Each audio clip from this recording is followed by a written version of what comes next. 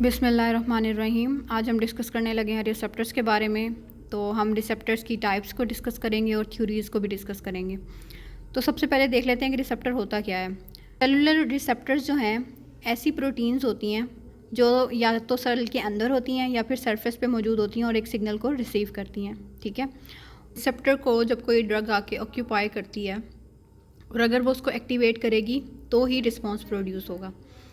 तो अब बात कर लेते हैं एगोनिस्ट, एंटागोनिस्ट और पार्शियल एगोनिस्ट की। फुल एगोनिस्ट ऐसा सब्सटेंस होता है जब वो रिसेप्टर को 100% ऑक्यूपाई कर लेगा तो मैक्सिमम रिस्पॉन्स देगा।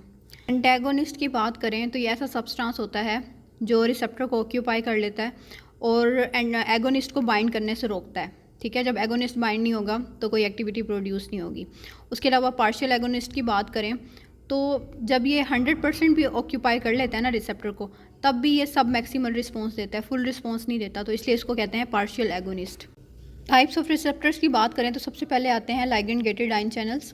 तो इनको आइनोट्रोपिक रिसेप्टर्स भी कहते हैं और ये ऐसी प्रोटीन्स होती हैं जिनका स्ट्रक्चर दूसरे आयन चैनल से मिलता जुलता है, लेकिन इनमें एक ख़ास बात ये होती है कि इनमें लाइगेंड बाइंडिंग साइट मौजूद होती है एक्स्ट्रा सेलुलर डोमेन में।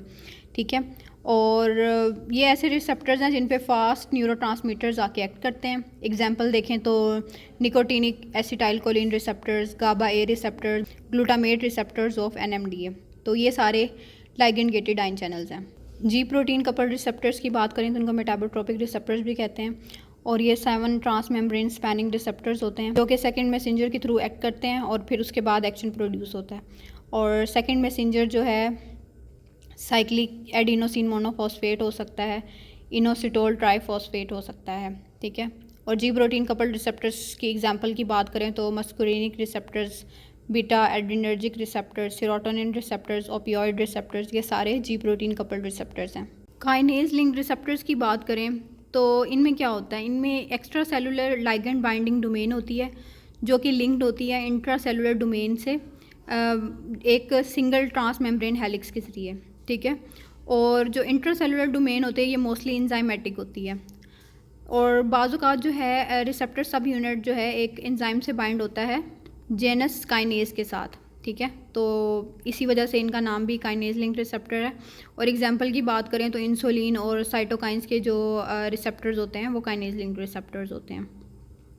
उसके बाद न्यूक्लियर रिसेप्टर्स की बात करें तो ये जीन ट्रांसक्रिप्शन को रेगुलेट करते हैं, साइटोसोल में लोकेटेड होते हैं और जब इनके साथ लाइगेंड आके अटैच होता है तो ये क्या करते हैं, न्यूक्लियर कंपार्टमेंट में माइग्रेट कर जाते हैं। न्यूक्लियर रिसेप्टर्स की प्रोटीन है ये इनहेरेंटली कैपेबल होती हैं स्पेसिफिक जीन्स के साथ बाइंड करने के लिए।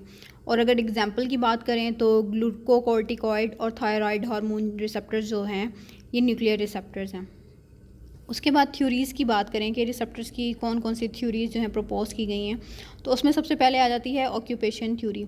ये गुडमैन और क्लार्क ने प्रपोज की थी और ये थ्योरी कहती है कि फार्माकोलॉजिकल इफ़ेक्ट की जो इंटेंसिटी है वो डायरेक्टली प्रोपोर्शनल है number of receptor occupied by drug. यानी जब तक रिसेप्टर्स खाली पड़े हुए हैं, ठीक है, तो आप ड्रग की कंसनट्रेशन बढ़ाते जाएंगे तो फार्माकोलॉजिकल रिस्पॉन्स बढ़ता जाएगा। लेकिन जब रिसेप्टर फुली ऑक्यूपाइड हो जाएंगे यानी खाली रिसेप्टर ही नहीं है तो आप चाहे ड्रग की कंसनट्रेशन जितनी मर्जी बढ़ा दें, फार्माकोलॉजिकल एक्शन इंक्रीज़ नहीं करेगा। ठीक है, तो फार्माकोलॉजिकल रिस्पॉन्स डिपेंडेंट होता है अमाउंट ऑफ डोज पर, number of receptors available and it's intrinsic activity पर। ठीक है, और ये जो थ्योरी है ना ये पार्शियल एंटागोनिस्ट को रैशनलाइज नहीं करती, उसके बारे में कुछ ज़्यादा एक्सप्लेन नहीं करती। रेट थ्योरी की बात करें तो इसमें क्या होता है कि जो फार्माकोलॉजिकल एक्टिविटी होती है ना वो rate of association and dissociation of a drug with receptor पे डिपेंड कर रही होती है, ना कि number of receptor occupied by drug पे। यानी कि ड्रग और रिसेप्टर का एसोसिएशन और डिसोसिएशन रेट जो है हमें फार्माकोलॉजिकल एक्टिविटी का पता देगा। ठीक है, तो ये हो गई रेट थ्योरी। अब डिस्कस करते हैं इंड्यूस्ड फिट थ्योरी को। तो ये हमें एंजाइम और सबस्ट्रेट के एक्शन को एक्सप्लेन करती है।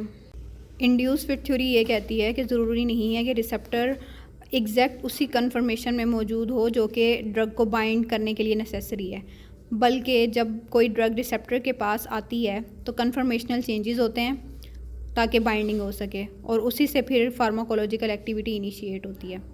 मैक्रोमोलिक्यूलर पर्ट्यूबेशन थ्योरी की बात करें तो ये कहती है कि जब ड्रग आके रिसेप्टर के साथ इंटरेक्ट करती है तो उससे स्पेसिफिक कन्फर्मेशनल पर्ट्यूबेशंस बनती हैं या नॉन स्पेसिफिक कन्फर्मेशनल पर्ट्यूबेशंस बनती हैं।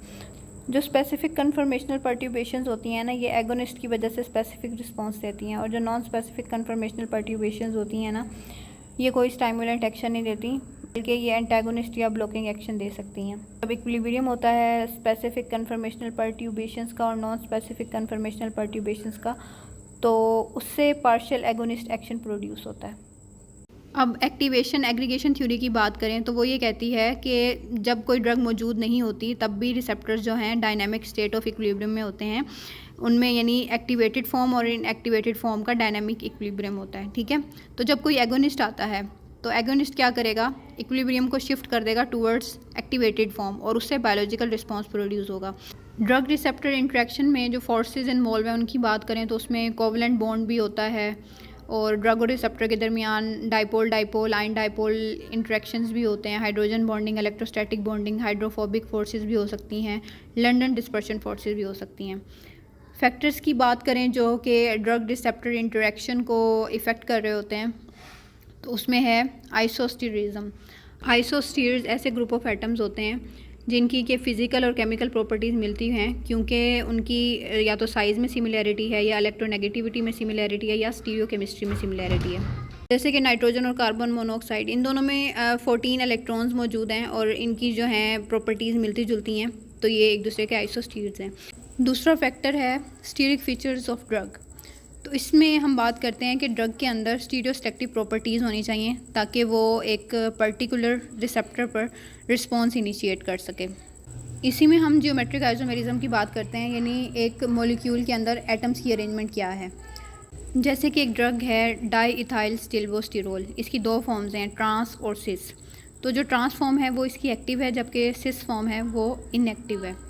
तो ये हमने बात कर ली स्टीरिक फीचर्स ऑफ ड्रग के हवाले से। थर्ड फैक्टर जो हम डिस्कस करेंगे ड्रग रिसेप्टर इंटरेक्शन में, वो है ऑप्टिकल आइसोमेरिज्म। तो इनेंशियोमर, एसिमेट्री, कायरलिटी, ये सारी चीज़ें जो हैं ये ड्रग रिसेप्टर इंटरेक्शन को इफ़ेक्ट करती हैं। सिंपल सी एग्जांपल ले लेते हैं, जैसे एल डोपा हमारे पास एक ड्रग है, ये एक्टिव होती है, लेकिन इसका अगर हम डी जो इनेंशियोमर है उसको देखें तो वो एक्टिव नहीं होता। तो हमने फैक्टर्स को डिस्कस किया ब्रीफली कि कौन कौन से फैक्टर्स हैं जो ड्रग रिसेप्टर इंटरेक्शन को इफ़ेक्ट करते हैं। जैसे कि उसमें था आइसोस्टीरिज्म था, स्टीरिक फीचर्स ऑफ ड्रग था, और ऑप्टिकल आइसोमेरिज्म था।